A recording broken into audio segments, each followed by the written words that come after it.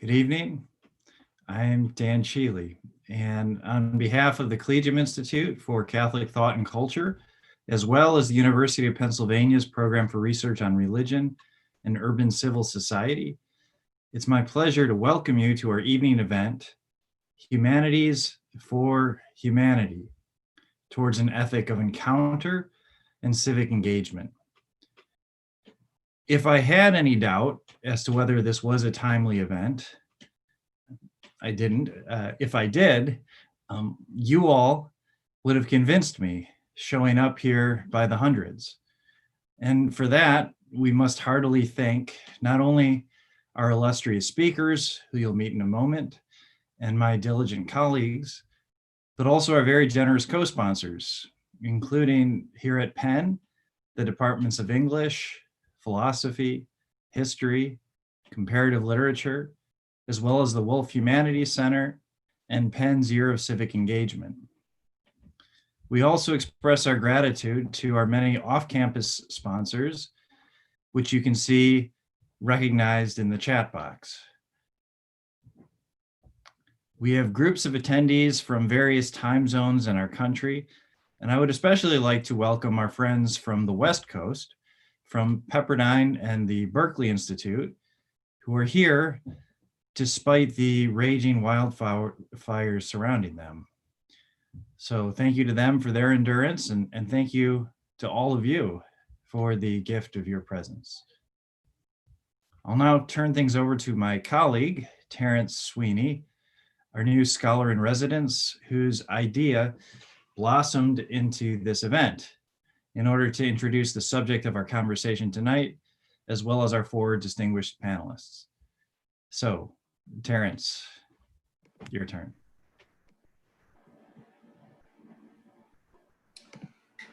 Good evening. Thank you all for being here. I'd like to start our reflections this evening with two images. Rome in 64 AD. The city of Rome is burning. Approximately 70% of the city will eventually burn down, leaving half of the citizens of Rome homeless. In the midst of this conflagration, famously, the Emperor Nero fiddled. Right? In this moment of terror, he played music, or more likely, sang a part of the fall of Troy. A very different image. Leningrad, August 1942. During one of the longest and most horrible sieges in human history, the Symphony of Leningrad gathered to perform Shostakovich's 7th Symphony. The musicians were literally starving, and yet the theater was full of the citizens of a city that were themselves starving. In this dark moment, music. At the end of the performance, there was silence. And then the audience stood and applauded. These starving citizens of Leningrad applauded for tens and tens of minutes. And in the moment, as they had clapped, a young girl came up to present a flower. These are very different images of what the humanities and the arts can be. And as the humanities seeks to find ways to speak to our own troubled times, we're faced with the challenge of being like Shostakovich's symphony performers, people who commit themselves sincerely to the humanities and to the arts, who believe in the importance of what we're doing, but also do it in the service of the city, in the service, really, of the broader world. Our panelists tonight will be exploring the way the humanities can be explored in the service of humanity. Though our topic is serious, I hope tonight's conversation will be a way to spread a little light and will take place in an atmosphere of a shared commitment to the truth, so that we may be like those musicians and like that little girl who presented a flower even in the midst of such terrible times. It's my honor to introduce our speakers tonight. We We'll be beginning with Herman Beavers, the professor of English and Africana Studies here at the University of Pennsylvania. Dr. Beavers teaches courses on Southern modernism, 20th century African-American poetry, jazz, and creative writing. He has written widely, including his geography and the political imaginary in the novels of Toni Morrison. Dr. Beavers is also the faculty director of the Penn Civic House and is himself a poet with the forthcoming collection of poems, Even in Such Light. Our second speaker is Katie Peterson, a professor of English at the University of California, Davis, who also directs their MFA program in creative writing. She is a member of the Board of Trustees of Deep Springs College in California and a senior fellow at the Berkeley Institute. Dr. Peterson is an accomplished poet with her most recent collections of poems published by Farrar, Straus, and Giroux, titled A Piece of Good News. Our third speaker, Jason Blakely, is a professor of political science at Pepperdine University with an expertise in political philosophy and hermeneutics. Dr. Blakely has written for The Atlantic, Commonweal, and the site that I edit, the Genealogies of Modernity Project. His most recent book, We Built Reality: How Social Science Infiltrated Culture, Politics, and Power, is an important intervention in debates about politics and social science as he advances a vision grounded in the humanities. Our fourth speaker, Veronica Roberts-Ogle, is a professor of philosophy at Assumption University. As I can testify, she is a profound scholar of the political thought of St. Augustine. She has written extensively on Augustine, and Augustinian scholars and others look forward to her forthcoming book, A World Besieged: Politics and the Earthly City in Augustine's City of God. It is with pleasure that I now hand over the Zoom screen to our first speaker, Dr. Herman Beavers. Good evening, and thank you for inviting me here. One of the things that I recall from my years as a graduate student was the sense that I was an interloper in a conversation not intended for my ears. When I would be sitting in graduate seminars that claimed, at least superficially, that they valued inclusivity, broadening the structures of thought that had characterized the humanities for decades prior to my graduate student career, I had the sense that any comment I might offer would be treated as an interruption to an important set of proceedings where my emotional display was barely tolerated. I often felt patronized, even in the best of circumstances, when a professor had endeavored to include an African-American writer or scholar on the syllabus. I recall a conversation with a friend who, in describing her time as a graduate student at Columbia, related a circumstance in which she happened to ask the professor of the seminar in American literature she was taking why they weren't reading any African-American authors. And I still recall her professor's response, where he said flatly, "We don't go that low." I relate this not because I want to characterize my time in graduate school as one long assault on my intellectual capacity, or as one long string of insults meant to discourage me.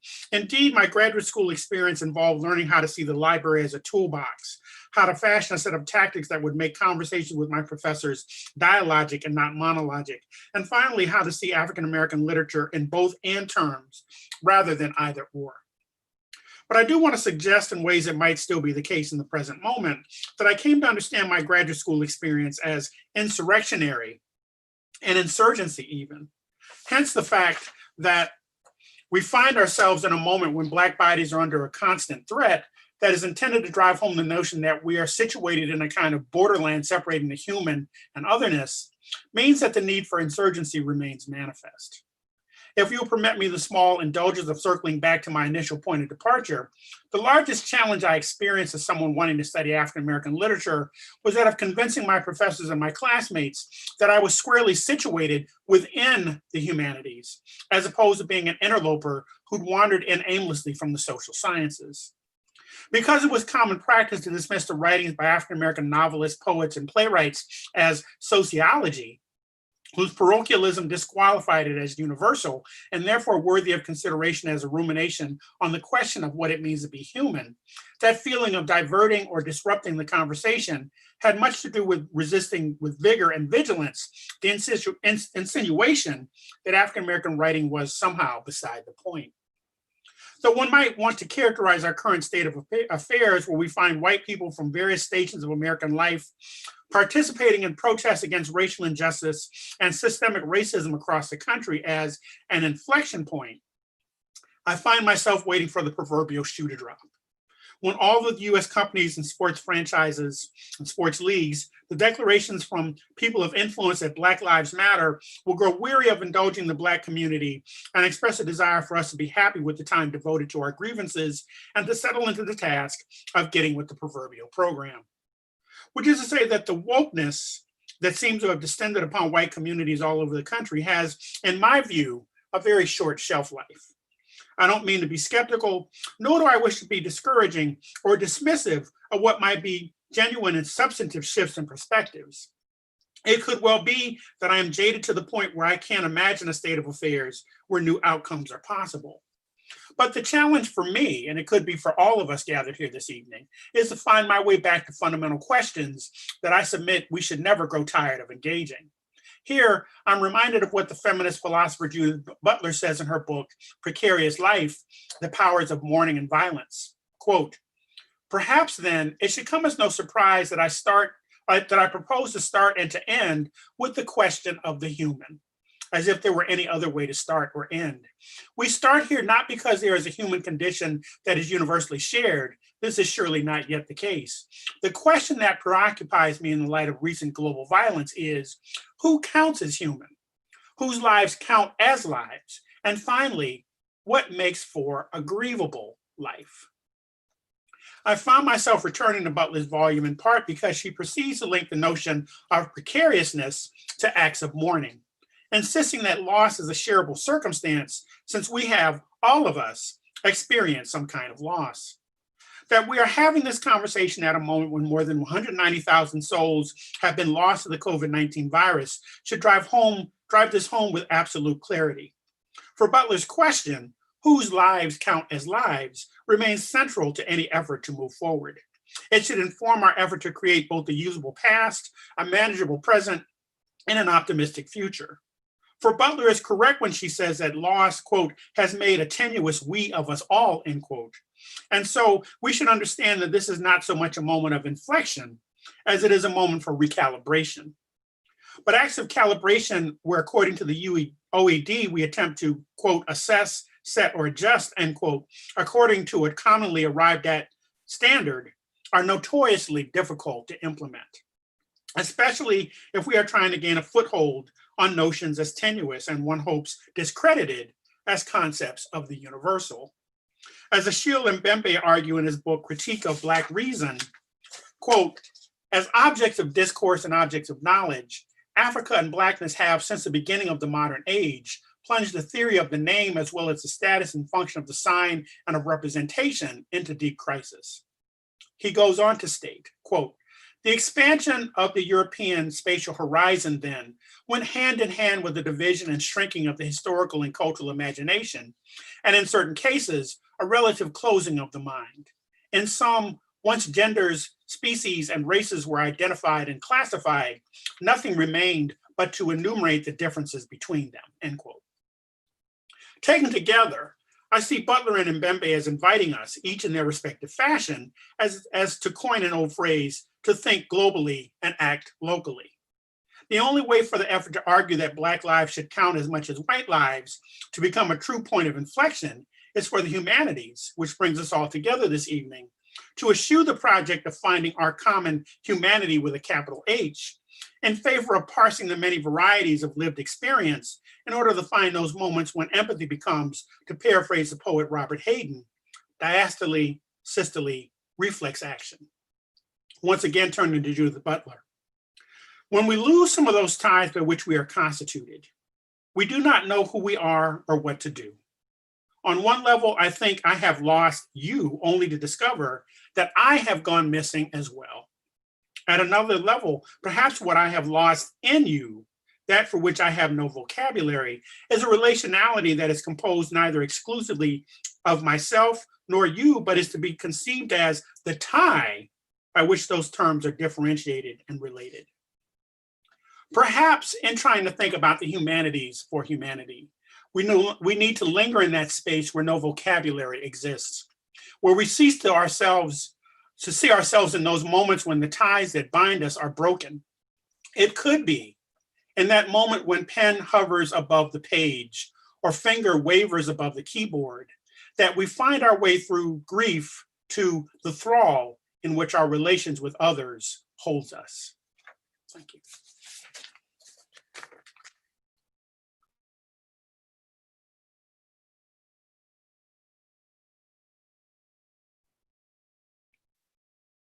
It's an honor to speak on this panel on this subject and to follow the distinguished Professor Beavers' wonderful remarks.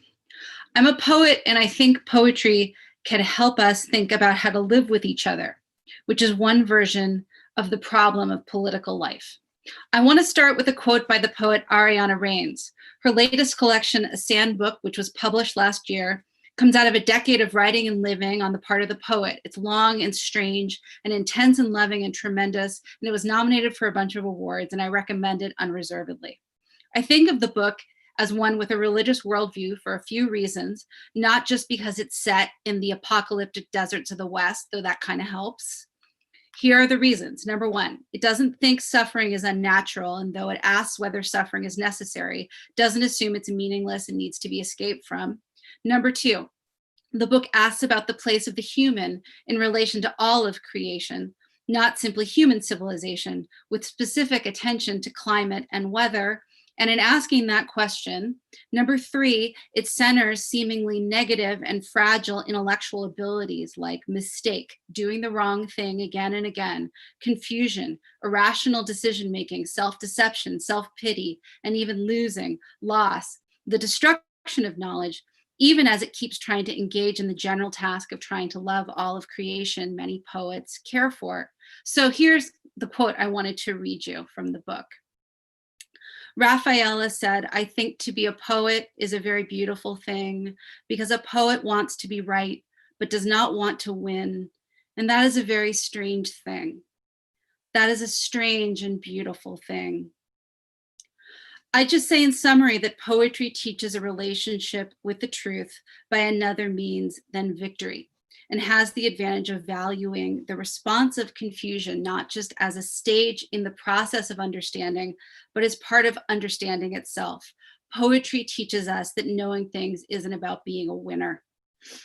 So here are a few of the ways poetry, I think, can speak to the idea of the politically engaged humanities. First, I just mentioned that it's harder than ever to be disengaged.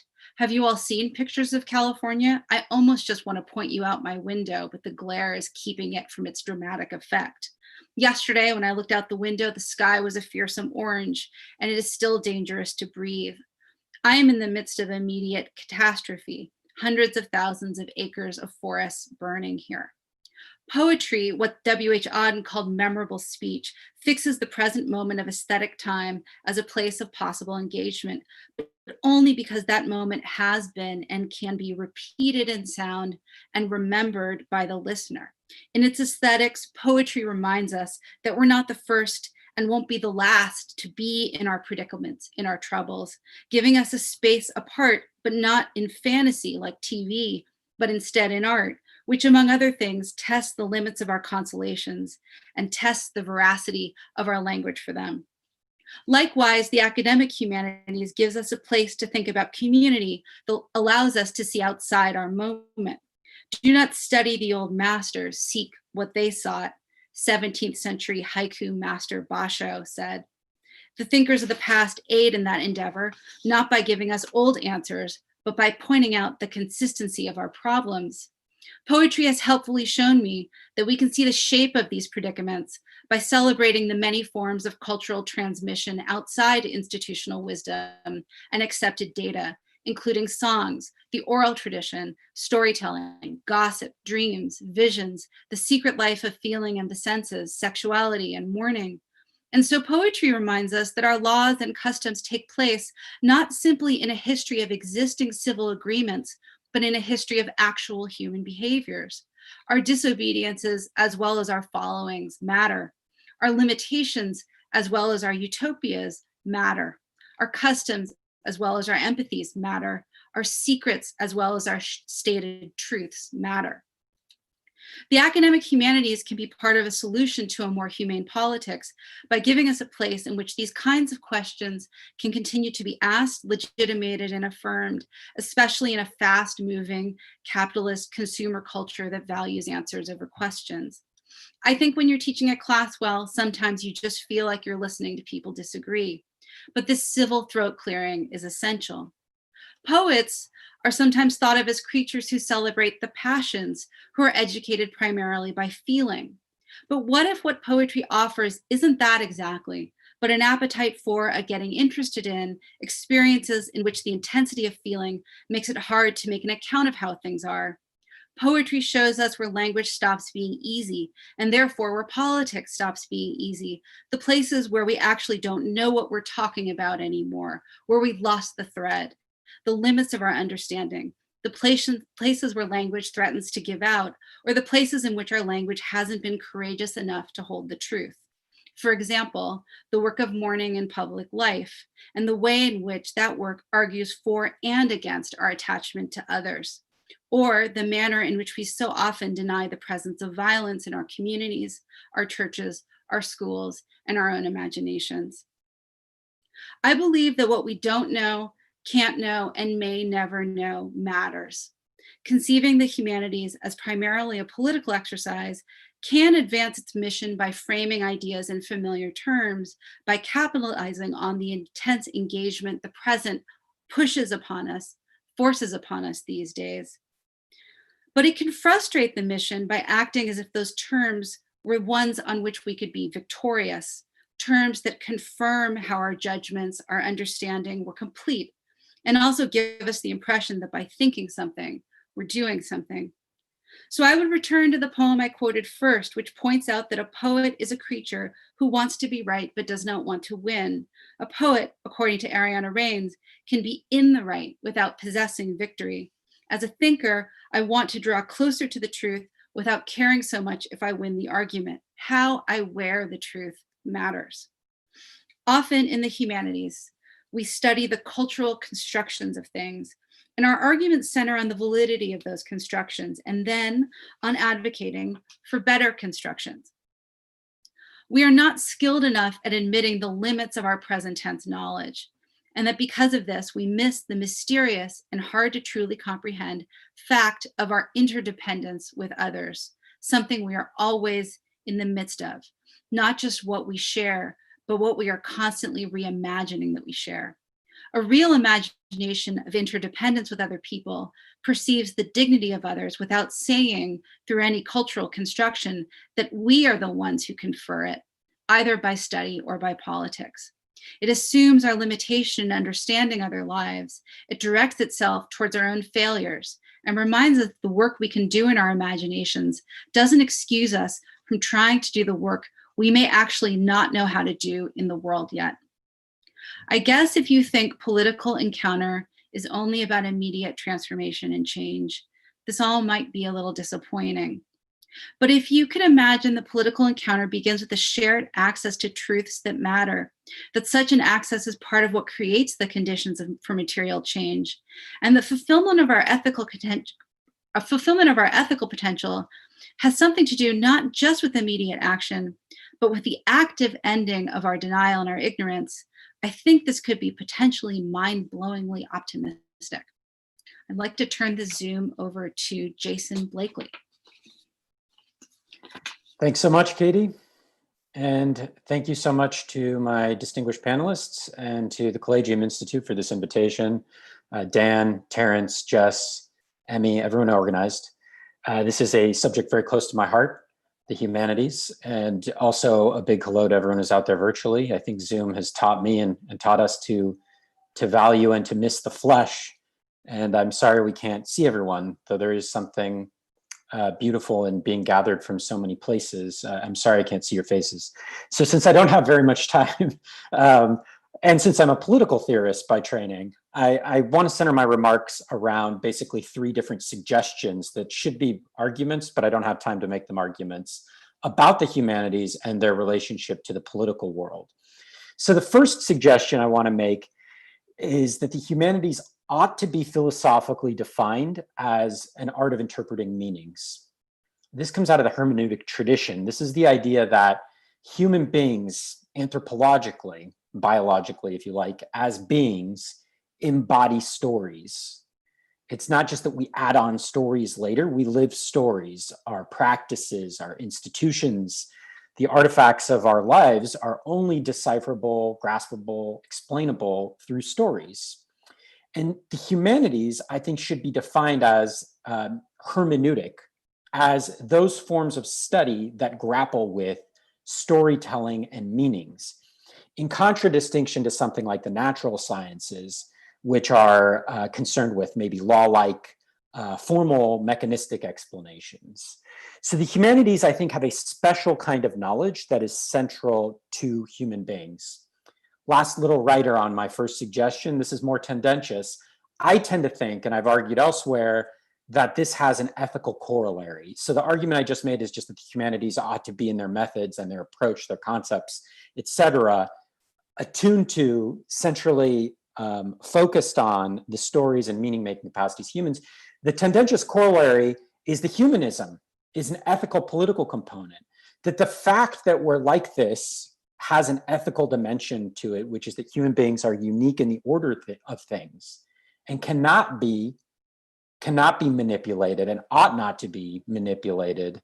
There's an is-ought blur there that I don't believe in a hard distinction here. Ought to be viewed as special within the order of things, because when you try to manipulate them scientifically, you never really quite can. And part of the high dignity of human beings is that they are meaning-making, poetic embodying, story embodying creatures. Second suggestion, one of the major roadblocks to the humanities, say not the only one, but a major one that I talk about in my recent book that came out, We Built Reality, is a worldview that philosophers call naturalism. You could think of it as tied to scientism, but I want to talk about it just really briefly as a problem of authority. So I think one of the things that's blocked humanists out of political, social, and cultural life in the modern world is a rival form of authority. And that rival form of authority tends to be technocratic and managerial. Humanists, theorists like myself, poets, historians, et cetera, are often thought to not have anything to say to political life. And the reason they're thought to not have anything to say is because people don't make the first move in my first suggestion. They don't think of the humanities as hermeneutic. They think of them as a science. And managers and technocrats are people who say they've got a science of explanation, and so they should be listened to. In my book, We Built Reality, I argue that technocrats and managers have run amok, a kind of will to power in our society, and have a lot to do with a complex picture. Racialized hierarchical policing, some of the violence we see there. Something I call the market polis, ruled by sort of economic science. The economy says X, as presented as kind of a science, or even sometimes a folk science, a sort of pseudoscience. I talk about a lot of different areas in the book. Managerialized democracy, instead of rule by the people, I suggest that instead we have rule by managers, and democracy is increasingly reduced to just intermittent voting. So that's my second suggestion, is that there's an epistemic authority problem, if you want to put it in kind of philosophical high terms. There's a problem, the ancient problem of counsel, that someone like Quentin Skinner talks about so beautifully in his histories, the ancient problem of who will counsel power, that even goes back to Plato. I think humanists should counsel power because humanists develop the art of interpretation. But I also think in democracies, and this brings me to my third and final suggestion, I think that in democracies, and this is a more complicated suggestion I want to make, it's got different parts. In democracies, we have a commitment to rule by the people. And so there needs to be a commitment to humanistic understanding and the art of interpretation being made available widely, democratically to people. So one way to pick this up that I find interesting and that I'm thinking through recently is the very well-known ancient Roman concept. The ancient Romans gave us this idea of the liberal arts as the form of education that's worthy of a free person. This beautiful, very important, urgent question that comes out of Roman republicanism. You can see it in some forms in Plato. What's the education worthy of a free person? I think that hermeneutics, what I've been describing up until now, radically historicizes and democratizes that ancient question. So first, the radically historicizes.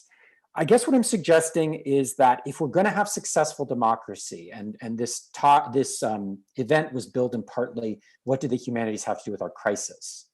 That apocalyptic, I love Terence's opening, apocalyptic two images, this really sad, honestly, apocalyptic time we're living. What can the humanities say about this? One thing I think they can say is we have a crisis of democracy, of interpretation. That's how I'd want to put it as a hermeneuticist.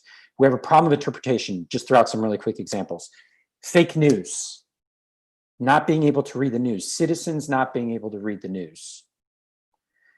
A crisis of reading bodies, the way we read race very superstitiously through a pseudoscience into a random assemblage of markers on people. I tend to think of racism as highly inflected by pseudoscientific concepts. Backsliding democracy and authoritarianism. Americans are not good at interpreting the history of political thought right now, in my view. Why not? Well, because the defunding of the humanities has a role that was played here. We have not extravagantly, generously funded the humanities. In fact, for the last 50 years, we've been pulling back on them. We've been defunding them increasingly.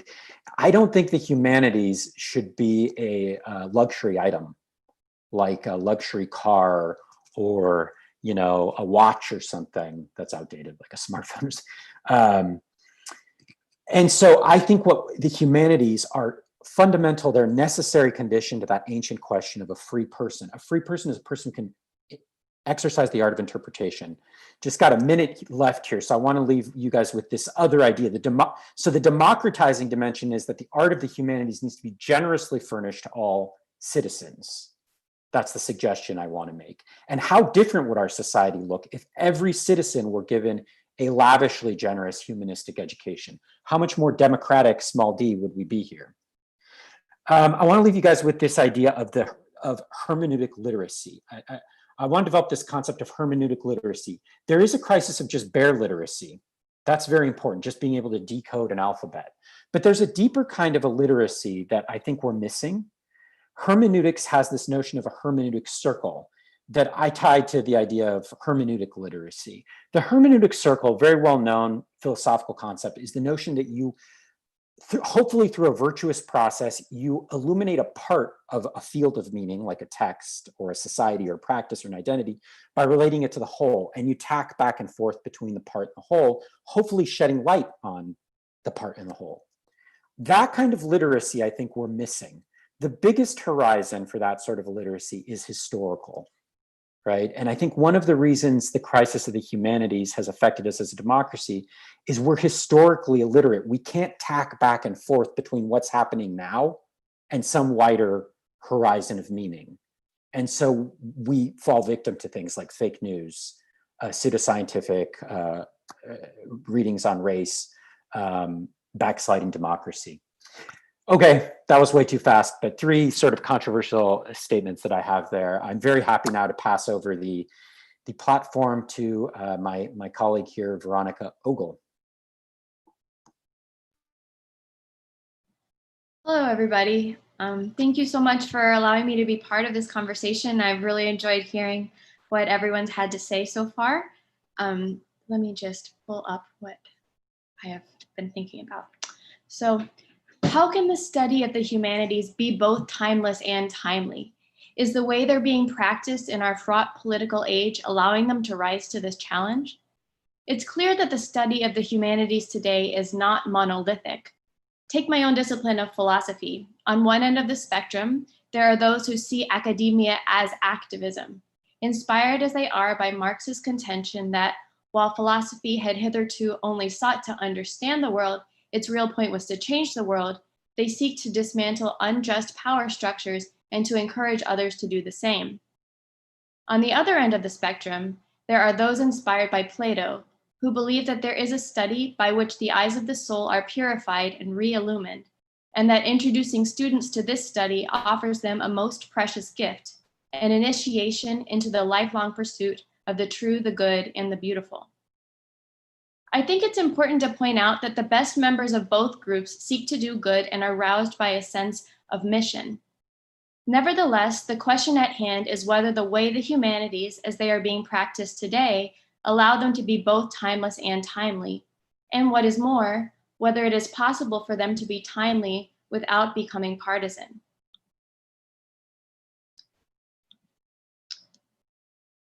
At first glance, it seems as though the activists are more successful in making their studies timely, for their main purpose is to shape public discourse and to form citizens anxious to improve the world. I think an argument can be made that they have been successful at this. And yet, an argument can also be made that this approach has exacerbated the polarization crippling our nation, for if one element of society is on the side of progress, the others are on the wrong side of history. But what of the contemplatives? Has their emphasis on the timelessness of the human questions yielded any political fruit? In the first place, it seems to me that those who highlight the timeless nature of the humanities get it right insofar as the primary good the humanities seek is a timeless one. Namely, they seek to put students in touch with what it means to be human, whether through the medium of art, literature, or philosophy, and to sharpen their minds by wrestling with the human questions, whether political, existential, or religious in nature. What is more, it seems to me, the prioritization of this good does not rule out its public utility, but is precisely what enables it. To paraphrase the words of John Henry Newman, the cultivation of the intellect is not only beautiful, perfect, admirable, and noble in itself, but in a true and high sense also useful to the possessor and to all around him. A student who has received this kind of education, therefore, is in a position to be a force for good in a world much in need of her presence. And yet, the experience of reading old books can have a curious effect. It can cause a student to feel so at odds with mainstream culture, so discombobulated by the terms of the debate taken for granted by those around her, that she seeks to retreat into the far more beautiful world of ideas. As Augustine famously grumbled, the contemplative life is far more attractive than the active life, and one must be pulled into the active life if one is to reside there. The question then arises, how does the timeless become timely? As a Catholic, I think the fullest answer to this question must take its bearings from the Incarnation. For when else did the timeless become timely? By rooting the study of the humanities in a love of the one who is the source and summit of all truth, goodness, and beauty, its pursuit becomes beholden to him, while he, in turn, brings to birth a truer love of neighbor in us and bids us transfigure our communities in love's image. As we, together with our students, grow in this love, our intellectual lives are set within the larger context of a vocation, given shape by the revelation of our particular way of serving our neighbor. This, after all, is how Augustine was pulled into the active life of the episcopacy. A small c answer to this question follows from the recognition that it is not simply enough to introduce students to ancient answers to timeless questions. It is also necessary to help them become grateful for what life in modern-day America has afforded them, and to help them think carefully about how they might repay this debt of gratitude. In other words, the study of the humanities cannot simply foster a nostalgia for tradition. It must foster an attentiveness to the true, the good, and the beautiful wherever they may be found, for this alone undergirds the desire to bring them into existence where they are not. If a humanities education only causes the student to malign the failings of contemporary culture, it mirrors the stance of the activist who systematically condemns the present state of things in an effort to improve them. Both weaken our ability to find something worth preserving in our political communities. All this to say, I think the study of the humanities becomes part of the solution to a more humane politics when they help us think constructively about contemporary political problems. And yet, this does not happen when we begin by focusing on these problems. Rather, the humanities provide a tonic for our political ailments precisely in their ability to help us step back from the present moment and gain some perspective on it. The urgency that permeates political life today only habituates us to a poor form of citizenship, one rooted in emotion rather than thought. Thus, to return to Newman, a salutary education is one that, quote, gives a man a clear, conscious view of his own opinions and judgments, a truth in developing them, an eloquence in expressing them, and a force in urging them. It teaches him to see things as they are, to go right to the point, to disentangle a skein of thought, to detect what is sophistical, and to discard what is irrelevant. It shows him how to accommodate himself to others, how to throw himself into their state of mind, how to bring before them his own, how to influence them, how to come to an understanding with them, how to bear with them. He knows when to speak and when to be silent. He is able to converse, he is able to listen. He can ask a question pertinently and gain a lesson seasonably when he has nothing to impart himself. He has the repose of a mind which lives in itself while it lives in the world. This, I would suggest, is precisely the citizen that our political community needs. And she cannot be formed by turning her studies of humanities into a political exercise, but only by grounding her political engagement in a love of truth, goodness, and beauty. One last point. I strongly believe that the kind of citizen Newman describes is the best hope we have for restoring our political community to health. And yet, I do not believe that this kind of citizen is our current cultural ideal.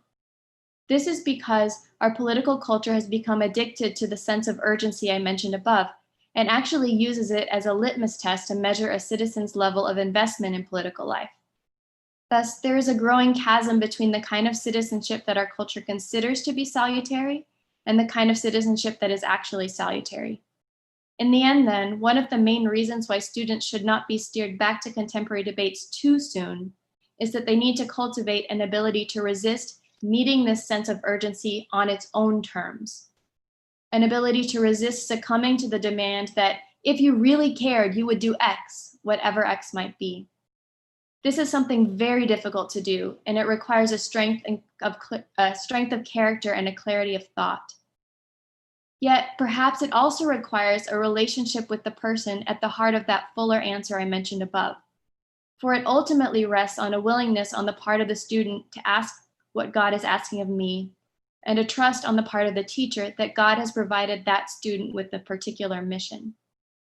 It is here, at the point where a person's education is turned over to the inner teacher, that the humanities becomes best able to meet the world's urgent need in love and in truth.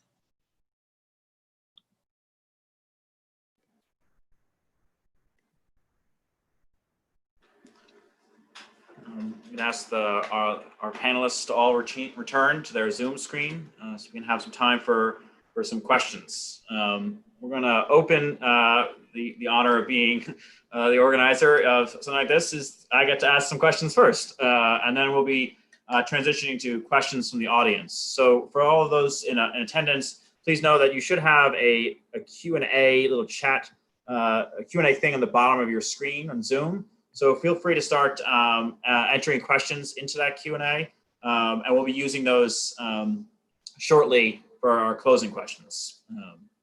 I'm devoted to things like notebooks and to frantically writing down questions in the middle of talks. So I've written down a few in light of your talks, and we'll see how many I can get through. But these questions are really for all four, even if each one is inspired in a certain sense by a particular talk.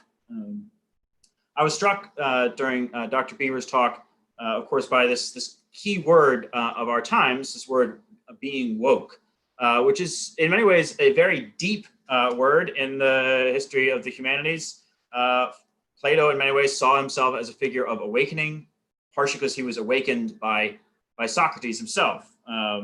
So in what ways is it the responsibility of a teacher of the humanities to lead to awakening? And how do we think of this word both in the current very important sense of being woke to questions of injustice, but also in a broader sense of kind of awakening to fundamental realities? And anyone can grab that question whenever they're ready. I love this question because I have a toddler and she's currently doesn't really want to go to sleep. And I've been thinking a lot about how what they say is you can't compel somebody to sleep. And I know all of you are with me when I say people have different relationships with what it means to be woken up. right? There's some people who really don't want to be woken up. And my daughter is one of these. She doesn't want to go to sleep these days, and she absolutely doesn't want to be woken up. And so when I think about the metaphor of being woke, it's hard for me not to think about the idea that there are different kinds of awakening for the student and for the teacher, the humanities. And as Veronica was talking, I thought to myself, yes, there are teachers, certain kinds of teachers with an activist bent who think that the manner in which a person should be woken up is the way in which I try to wake up my daughter, which is shaking her and being like, Emily, it's time for us to go, right? I'm just not having a lot of success with that in my life right now. I have a lot more success when I essentially let her wake herself up. But it's very frustrating to watch, and it's frustrating to be there with it. And I do think as a teacher of the humanities, I value the autonomy of the student. I think that that's very, very important. And there are ways of showing people how to get woke without forcibly waking them up. And I suspect in one of the reasons why I like poetry is that there's so much confusion, misdirection, and indirection in it. You're at less of a danger of shaking someone awake. And it's more likely that they have to fall on their own resources and find out where those resources are lacking. You know, Terence, your question makes me think about a moment in Frederick Douglass's first autobiography that he wrote in 1845. And he talks about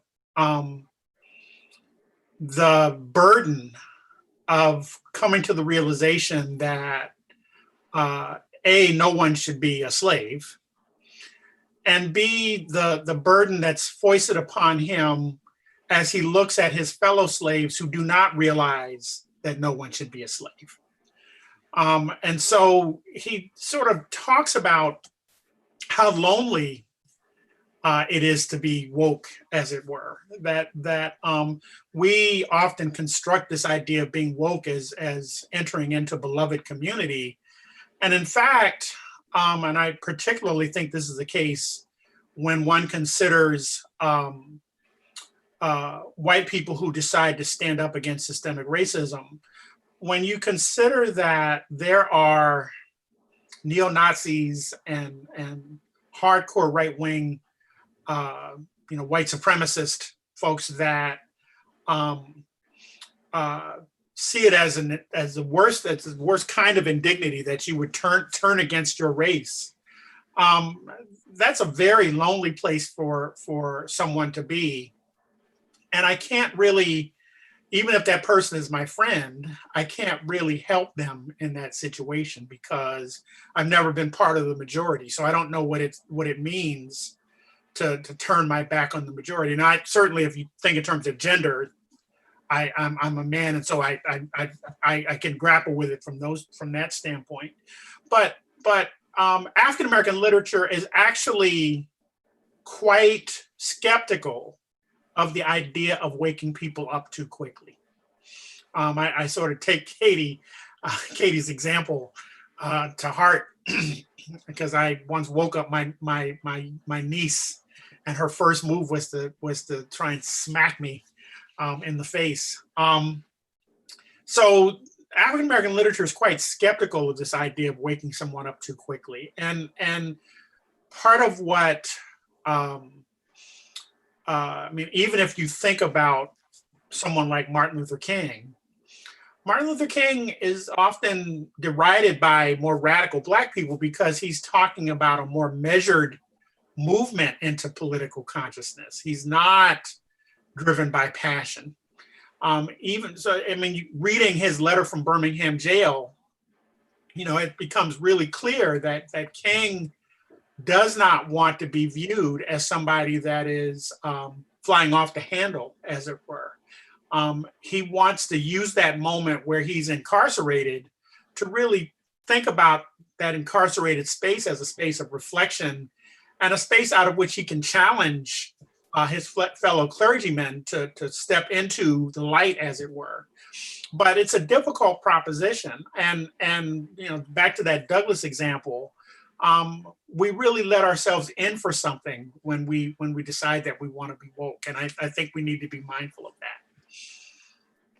I just want to jump in really quickly here. I mean, I think the term woke comes out of a particular tradition of the Enlightenment that's associated, the radical Enlightenment, maybe even the secular Enlightenment that's associated with the left. And so I'd want to flag the way that within different traditions, there are different senses of coming of age and pedagogy within them, and that those are rival traditions. And I kind of liked my activist professors, to be honest with you. I mean, I'm a Catholic, but I didn't mind them just coming out and telling me what they thought. I think people are tremendously fragile right now about encountering a different tradition. If you're at a Christian school and someone says, conversion is the language of waking up, so we have different languages. So one thing I would want to say is, it's easy to sort of bat around against activists and wokeness, but really that's a way of maybe marginalizing a particular tradition that we should talk about at least and take on its own terms. The other thing I'd want to say is that I think there's the ghost of Kant here, who's within a particular tradition, but I'm not a Kantian, but Kant's what is enlightenment? It could be like, what is wokeness? And his answer still fascinates me because one of the things he says is, it has to pass through my eye, or that's my language for it. It has to pass through my eye. I mean, Kant says, if you didn't take something, I mean, he has this way of talking about that I wouldn't accept. Like, if you don't offload all tradition and all custom and make it totally yours autonomously, I'm not sure I'd go all the way there with Kant. But what Kant is proposing is a really interesting question, which is, what does it mean to finally be an adult?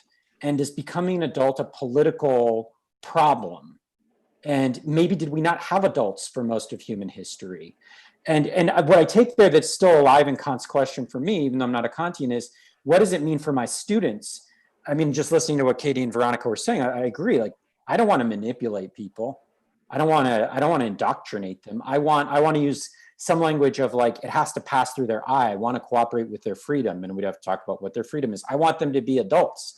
I don't want them to be children to my like guru status. That's not teaching people. That's manipulating them, or casting a spell over them or something. So those are just two thoughts I had.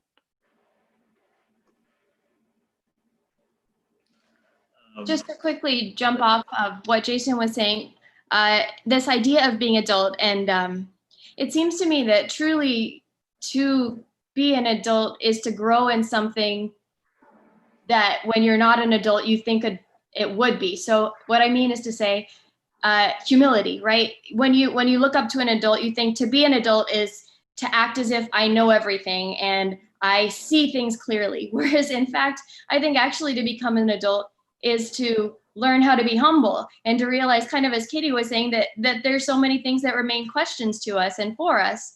And so perhaps that is the kind of awakening that an education can beckon us into, right? Like learning adulthood as humility. Yeah, I think one of the things that struck me, of course, this is at least true for me, waking up is hard. And one of the things that struck me in Katie Peterson's talk was this idea that that sometimes we don't want to make things too easy. Poetry and even politics sometimes makes things harder. And I wonder if, in some sense, this kind of idea, to what extent the humanities called to make things actually harder for us, that they're not like Nero's comfort, but a kind of act of challenge.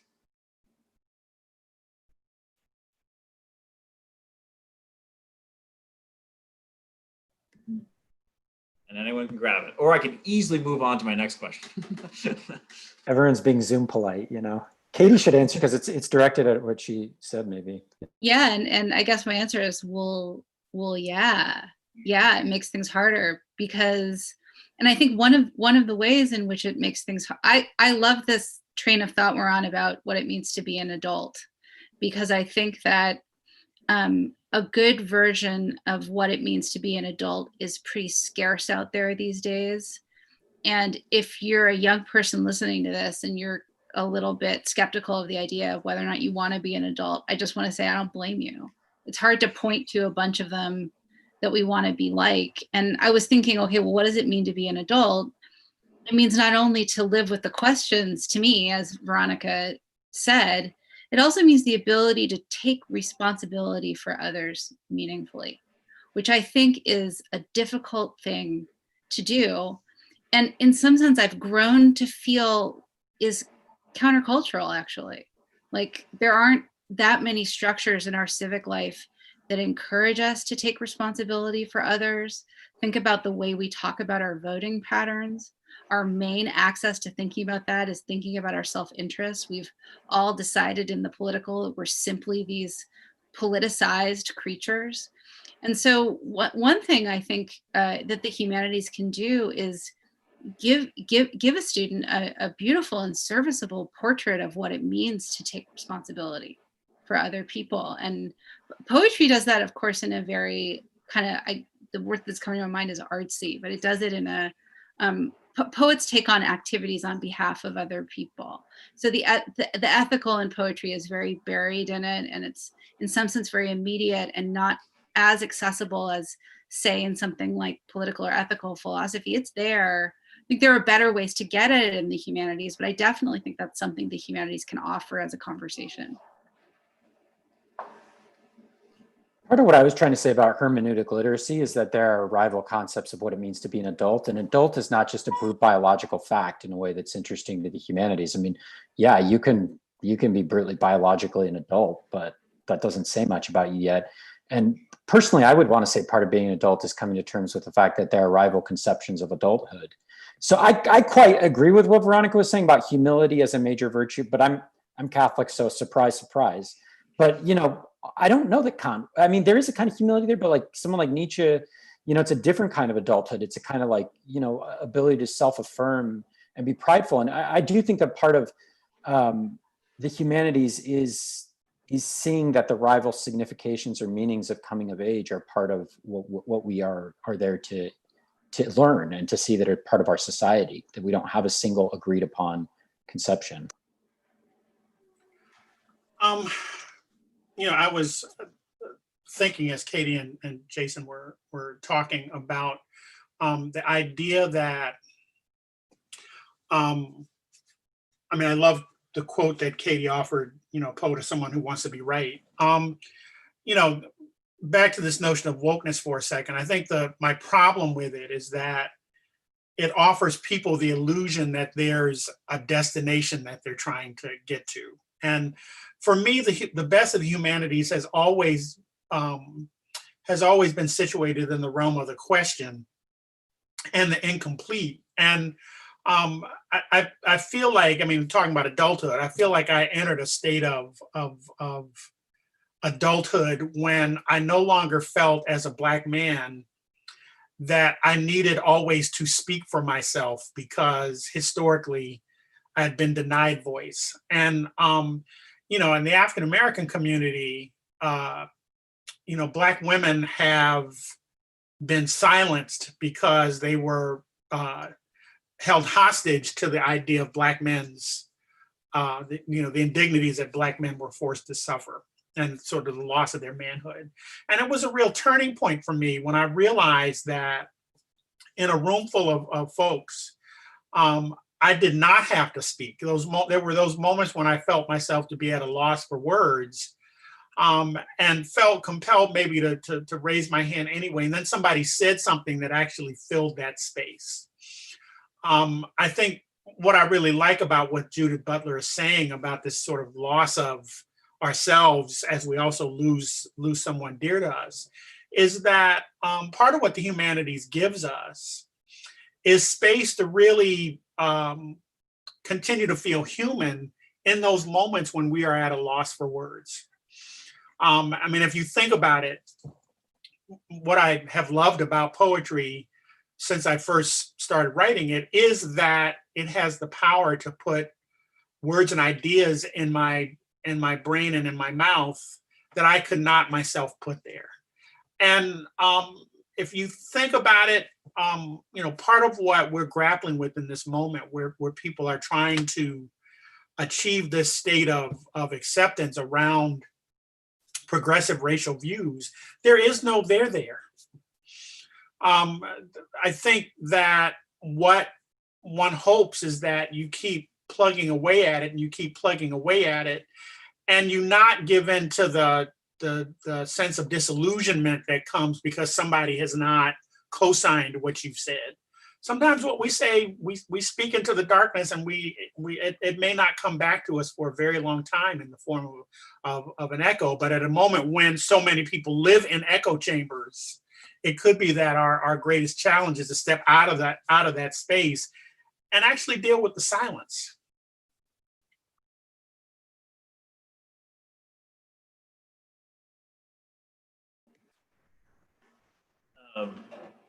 My next question, I'm a great lover of hermeneutics, so it's always exciting to hear about it. And I think the kind of language of story seems really key.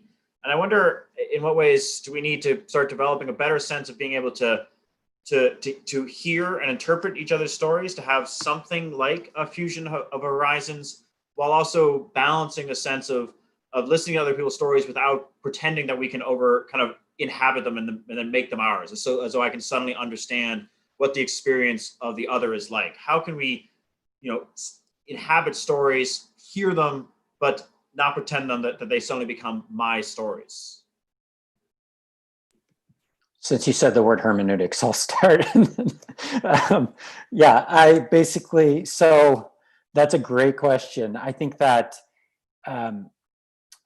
what I liked in what Veronica was saying is, remaining with questions as a way, a form of listening, of deep listening, where I hear the other person's story. I think that storytelling, this is something that fascinates me and I've written about elsewhere, but storytelling is discredited as a knowledge form, which has a lot to do with why the humanities are discredited, because the department I'm coming out of, political science, there's some people, not all people by any means, but in the social sciences who sort of think they're on the path to a natural science. Whereas I kind of have the unpopular view that the social sciences are a branch of the humanities. Yeah, they've got methods they should use, mass surveys, modeling, whatever. But like the ultimate horizon should be historical narrative.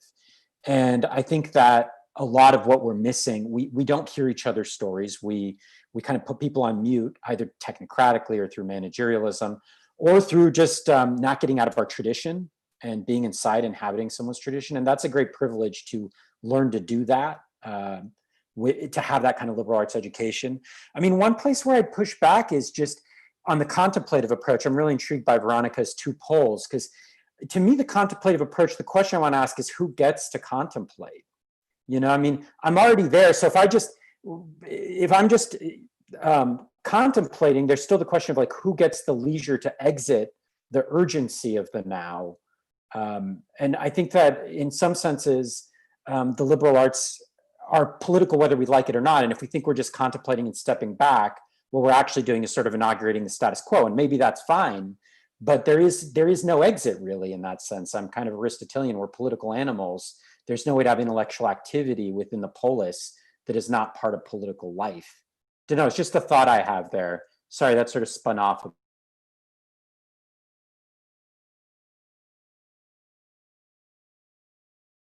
I think that we might be saying something a bit more similar, actually, because I really liked what you were saying when you said that our democracy would be better if it were the case that the liberal arts was not a luxury, but actually was widely disseminated, right? I absolutely agree with that. And I do think that who gets to contemplate? Well, I think that it's within all of us as human beings. I strongly believe that if there is something that unites us as human beings, it's we are drawn to the true, the good, and the beautiful. And I think that is something that undergirds the human experience, regardless of where we're from. And that can look a lot of different ways, right? Like we can, what Professor Beavers was saying at the beginning, I think that's so sad that people were saying that African-American literature was parochial. I think that's a tragic thing, right? Because who gets to contemplate? We all do, we ought to. And I think that it's something that if it were open to everyone, it would be better. And yes, I do think not everybody gets it. And so what does that mean for us? Well, it means that every privilege that we do have is for the good of others. And so perhaps we have to recognize and be grateful, and that spur us to share it in some kind of way. If the good is diffusive of itself, then it's to be shared. And it is worth remembering that every human person has that spark within them that is brought alive in encountering the true, the good, and the beautiful. Well, one of the things that I do every year before I teach is read Paulo Freire's book, Pedagogy of the Oppressed. And he says something in that book that has always stayed with me. He says, it is not the duty of the oppressed to replace the oppressor. The duty for the oppressed is to restore the humanity of both. And I've tried to really take that seriously as a teacher, because, the point that Veronica was making, it is sad on some level that people dismissed African-American literature, sociology, and parochial. But really the sad thing was, and continues to be, is that I have white students that don't think Toni Morrison belongs to them, or that James Baldwin doesn't belong to them. And the truly sad thing is when, I'll quick story, my very first lecture that I gave in my first class at Penn, I'm teaching a class on the African-American short story. So storytelling is really important to how I'm going about framing it. And maybe about 15 minutes, 20 minutes into the class, a white student raises his hand and he says, "I thought this was a class on American literature." And I said, "Well, it is. We just happen to be reading African-American writers." And literally at that moment, 20 white students got up and walked out of the class.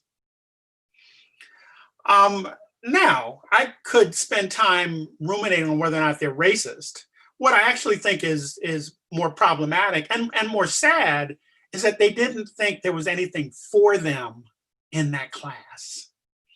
That really is the sad thing. It doesn't really matter to me whether or not they were racist. The sad thing is that they didn't think African-American writers had anything to say to them about what it means to be human.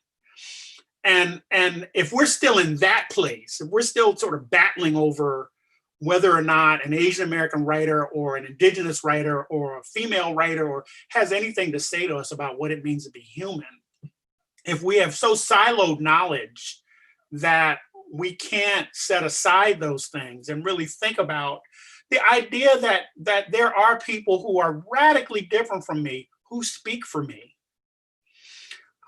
then we're going to have a difficult time really maximizing on the potential of the humanities.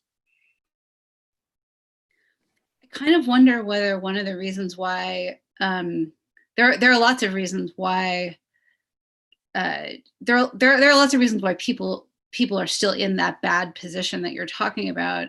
But lately, I've started to wonder whether one of them doesn't have to do with any one gender or sexuality or ethnicity or class, but it has to do with this thing that I've now seen twice since I came to UC Davis, a public university, which is I advise a class it's an elective class in creative writing, and we teach a lot of sections of it. Anyone can take it. And we teach it in classrooms that are mainly not suited for a seminar. It's as close to a seminar as you can get at Davis. There are 25 students. And every year I have to fight for sections of the class for funding for the rest of it. Twice since I've gotten to Davis, the rooms for this class have been outfitted with huge new television sets. Like not television sets, you know what I'm saying? I'm dating myself, 46, right? Screens, they're screens, huge screens. It's really important to them. They have the huge screens.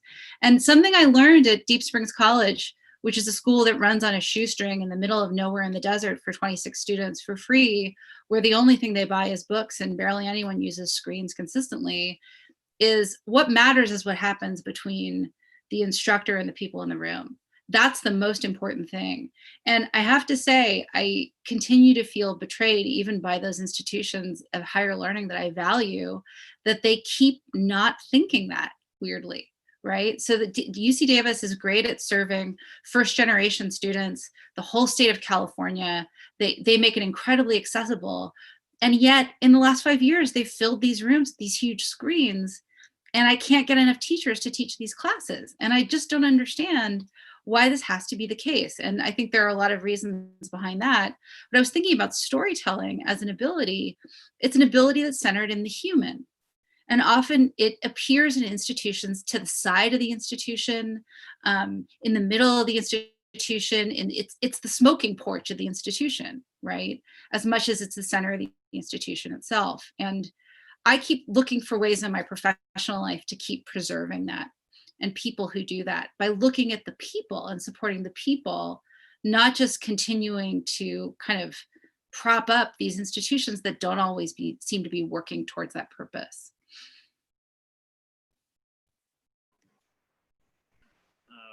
I got to sneak one more question in, and then we'll grab some questions from the audience. It'll just be a small question. In what sense does Veronica's, of course, talk resonated with a lot with me? We're fellow students of Augustine, and I wonder in what sense the loss, or not loss might be strong, but kind of a dwindling sense of the eternal or the spiritual or religious, if in what ways that itself is part of the kind of decline of the humanities, and maybe part of the difficulties of finding ways to talk to each other. How can we kind of restore the eternal as part of the humanities to better our lives here and now, and then maybe later as well?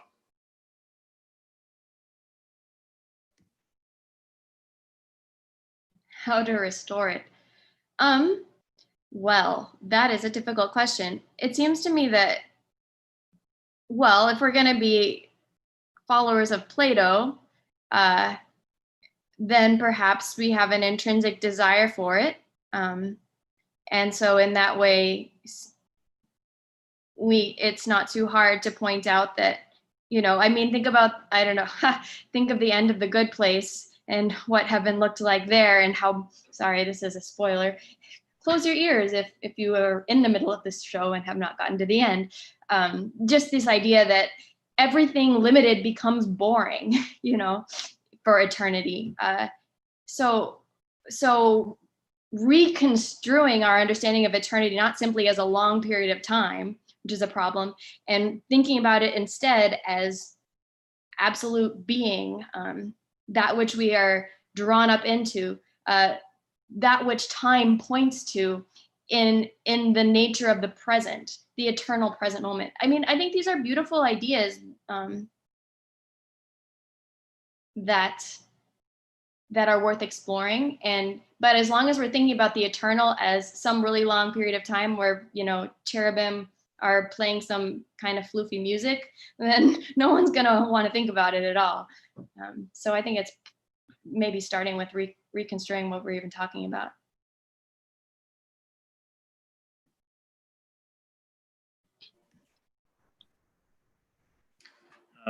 Well, it's with pleasure. I get to read some questions from our attendees. And our first is a student from Madison. She kind of inspired this question of humanities as a luxury, which we don't want to think of it as, but this kind of question kind of summons forth for her. In what ways, what piece of art, right? We might think of art in some sense as luxury, but more than that, what piece of art actually, in a reflection like this, would be most valuable to society for kind of bringing forth the importance of the humanities? This is a good question for art historians, but I believe in all of you.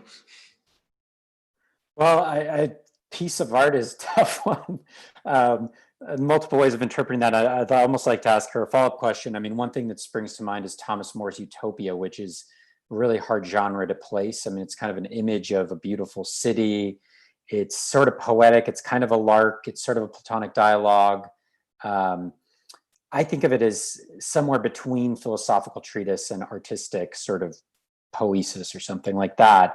But the reason I bring it up is because Thomas More has this, this notion I think is very important for us of utopian thinking, not in the sense that's become to be used recently, which is just, pie in the sky, things you can't do, but in the sense of the imagination as central to human society. How are we going to face the pandemic? How are we going to face climate change? How are we going to face highly militarized police force being exercised on Blacks and brown people. We need a new imagination. Is this the only way to police or not? And I think that's what Moore meant. So it was a work that was supposed to sort of engender imagination. And far from being utopian in the negative sense, I think if we don't recover utopian thought in Moore's sense, we're doomed, because our realism, our scientism has gotten us into these problems, is one of my views. And so one of the things the humanities can offer is, again, it's like storytelling. Storytelling is often discredited as a children's thing. And so then all the humanists are kind of put over here doing the children's thing. Imagination, also thought of as a children's thing. But there's a role to imagination in the politics. And I think that Moore's Utopia proposes that both philosophically and aesthetically at the same time. One last thing about that, by the way, Moore says that you should train people. In his Utopia, he says everyone should be studying the humanities. And I believe with William Morris that if everyone studied the humanities, we would not have the society we do. Sorry for the people that offends, but if you educated not just people in Malibu where I teach, but people in South Central Los Angeles with as lavishly in the humanities, the society would not look the same, I think. A more beautiful society is a more just society. But if you made all of society beautiful, William Morris's point, it would be a different society.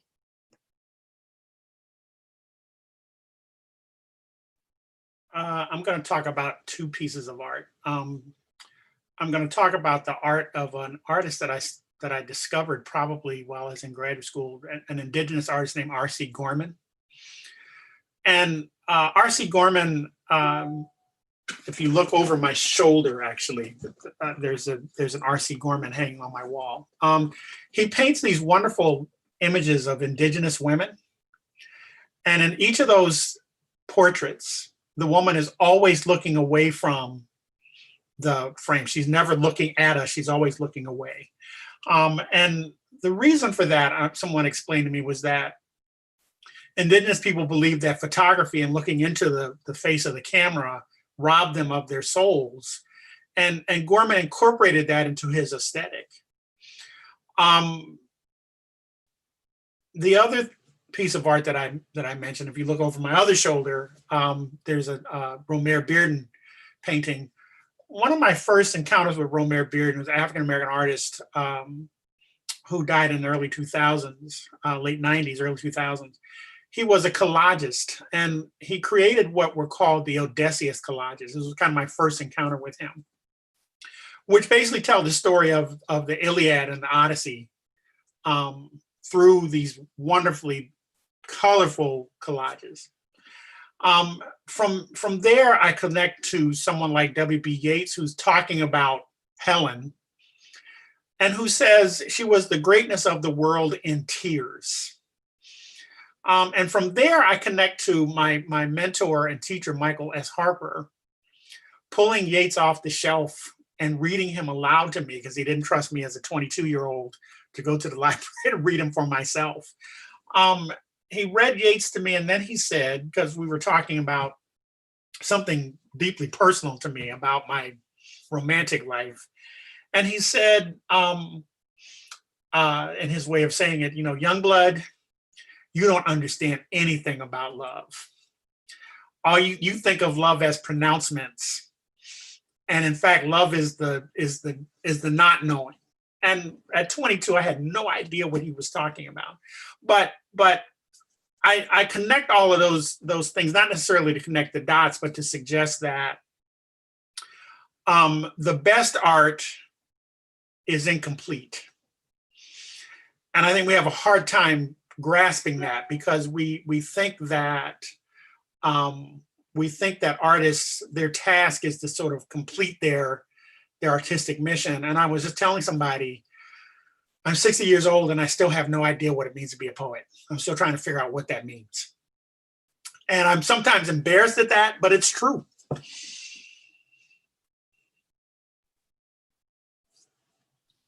I like what everyone else said. I'll just mention three pieces of art that I think do this job of centering the question of human dignity, not in our idea of the winners culturally. I think that's what's preoccupying me. And the first is a book called Whereas by a Native American writer, Layli Long Soldier. It came out a couple of years ago. And it's about the government's non-apology apology to tribal members about a significant execution and massacre of Native American soldiers. The second is the novel A Mercy by Toni Morrison, in which the main character is this bright and interesting, imaginative, brave person who seems destined not to have a full and complete life, like many of Morrison's, what we would I don't mean that, right? I mean, what we would consider a full and complete life. And the last is the book of photographs, The Americans, by Robert Frank, Swiss immigrant to this country, who took pictures of us in the 50s as who we really are, these terrified, meager, often provincial Americans, occasionally kind to each other, but more often panicking in what should be our most comfortable environments. The looks on the faces are amazing. And when I think of all those pieces of art, I think they have this thing in common, which is that they don't confer dignity upon the human because the human has any one particular ability, even a hermeneutic ability, a contemplative ability. And that's something I think I'm really concerned with as we move into the future of all these disasters in this moment. We are all going to be asked to be caretakers of each other more than we thought, at least more than I thought when I came onto this planet. And when I think of works of art that would help me do that, those are the three that come to mind. That's really beautiful. I think kind of along similar lines in terms of art that moves us to be more humane, that moves us to see the dignity of others. I think of this French artist called Georges Rouault, R-O-U-A-L-T, I think. But I was in Paris one time and I was at the Modern Art Museum, and I've loved Rouault for a long time, but there was this particular painting that was up. They have a series that they cycle through, and it was these two clowns. So the thing about Rouault is that he always paints people on the margins of society. And he had these two clowns, and one is crying and the other is comforting him. And it's just this beautiful painting that highlights the humanity of these two people that would normally be dismissed as absolutely absurd. I don't know what the painting was called, but I think he has a series of clown paintings, and he definitely has a series of prostitute paintings, and he's a series of the face of Christ. And they're all very similar, but they all zero in on humanity in this beautiful way. So Rouault and his clown painting. We have another question. In a lot of the talks, something about the question of time came up, whether the eternal, whether being timely in certain ways. And the question is, how can the humanities help us to think of ourselves in a kind of a broader sense of our connection to time, particularly in the ways that the past can still, in some ways, in various ways, speak to our present situation?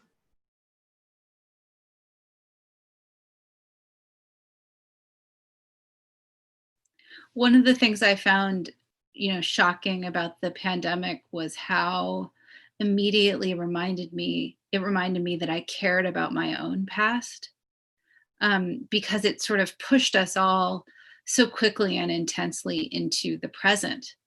And something that I feel like I've been thinking about a lot, and I don't know how this speaks to the humanities, but it's just my intuitive sense of things, is that as people, it's a great power of the imagination. It's something that we use to be better people, to relate to our past and to the past, and to relate to an idea of the future, right? To reconstruct an idea, to find ourselves now reconstructing an idea of the future. And so the images you began with strike me as in their tension, but also the image of the girl with the flower in the orchestra, the idea that to remind us that people who are starving would listen to music for that long does work for me as a way of thinking about what it means to reconstruct a future. So I guess I've been thinking about temporality as something that I want to be restored for myself, and that the arts can help me restore.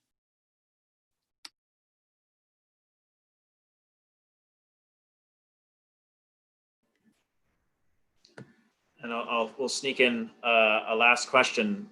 It's a question, you know, if any of us are talking to a kind of a student who's not studying the humanities, perhaps has no interest in taking any humanities classes, how would we convince them, particularly if they think, you know, of course, classic claim, as I encounter with many of my students, you know, philosophy's useless, which I don't take to be an insult, but they think it is. How would we, you know, convince the non-humanities student to consider taking a class? What would be the first thing you tell them?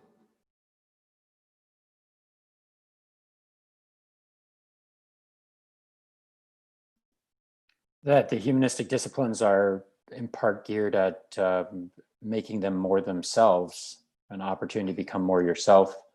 Yeah, and that you have a space to explore what it means to be human, to ask the question what it means to be human. I probably trot out Aristotle, that all the most valuable things there's no use for, they're the most useless things as well. But yeah, all the highest goods, the things I do for the sake of, just for the sake of themselves, right? Love, like my attraction to a person, my commitment to something, and that the humanities are like that too, and that you're already degrading them if you're asking them, you know, why aren't you like a fork or a spoon or a car or something? You have to see what about them you need to do for their own sake, or you don't really get what is great about poetry or history or these other disciplines. You know, one thing that I've spoken to students about who are STEM oriented is that there's an art to science, and there's a reason why someone like Isaac Newton, whose you know theory of celestial mechanics lasted for hundreds of years until Einstein challenged his way of thinking. You know, it could be that they had it right at that moment, that someone who was a scientist was also a philosopher and a mathematician and an artist and a poet. Now, obviously, the best example of that is probably Leonardo da Vinci, but I suspect that there are lots and lots and lots of other folks out there over the course of history who have sort of tried to combine those things. And it could be that in this present moment, the challenge for somebody that wants to do STEM is to figure out how you can make an art of the science. There's a wonderful book by a physicist named Alan Lightman called Einstein's Dreams. And it's one of the most beautiful books that I've ever read. And the book is really about Einstein coming up with different concepts and constructs of time, but it's written in absolutely poetically beautiful language. And it really sort of disabused me of the notion that scientists are not capable of thinking within the realm of artistic endeavor. Now, certainly there are people like Robert Heinlein and Ray Bradbury who really sort of, or Octavia Butler, who really sort of drive home the idea that science fiction and the speculative can be a space. But it could be that I want to encourage someone in the sciences that you can take an African-American lit class, in part because what it means to be an African-American is so tied to eugenics and bad science.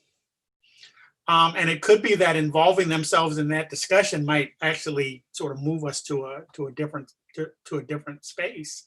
And sort of to point back to Freire for a second, Freire hammers away at the idea that everybody has a story and that everybody has a critique. And the thing that always interests me about science students that find their way to my class is that invariably they say, you know, I really don't have anything smart to say about literature, but but you do have a story to tell. And it could be that this is an opportunity simply for you to indulge your impulse to tell stories, because on science, at some level, the sciences do help us do that. I don't want to divorce us from the sciences and make it that it's this kind of separate discussion. It could be that in the 16th and 17th century that scientists had it right, that they tried to do everything.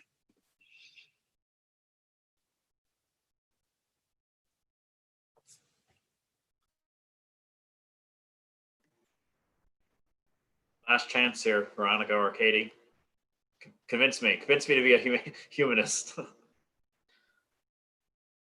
I would ask them to convince me that they're not restless for something, and to ask them if they want to make sense of that feeling. I think that I would try one of the following two techniques. The first thing I would say to you is, it's actually a lot harder than what you do. And I would just make you sit with that for a minute. And then I would follow up that line of questioning, because I think it's true. And I think depending on what kind of a person you are, I would have to get to know you a little bit better. The second thing I would do is I would try to make the argument to you that it's fundamentally countercultural, because one of the things the humanities wants to do is make you a better father or mother, make you a better husband or wife, make you a better friend, boyfriend, girlfriend, aunt, uncle, caretaker, make you a better passenger to sit next to on a plane, all of these things. And that so much of human life as it seems organized right now has no interest in those things on our behalf, civic life.